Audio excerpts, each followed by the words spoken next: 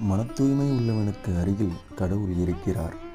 மன தூய்மையற்றவன் பக்கத்தில் அவர் நெருங்கக்கூட மாட்டார். வள்ளலார்.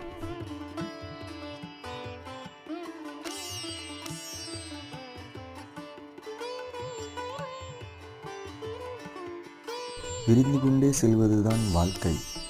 மனம் குறுகிக்கொண்டு செல்வதை மரணம் என்றுதான் சொல்ல வேண்டும். சுவாமி விவேகானந்தர்.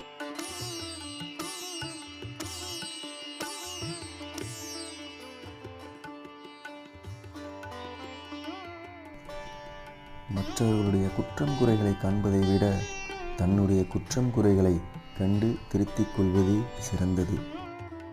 மகாத்மா காந்தி.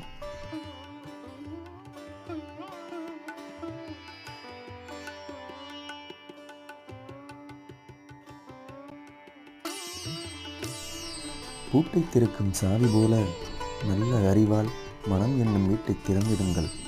அதில் சத்தியத்தை குடியமர்த்தி நல்வாழ்வு பெறுங்கள். பாரதியார்.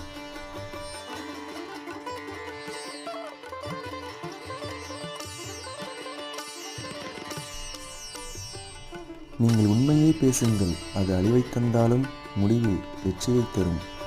உண்மையைத்தான் அல்லாஹ் விரும்புகிறான். நபிகள்.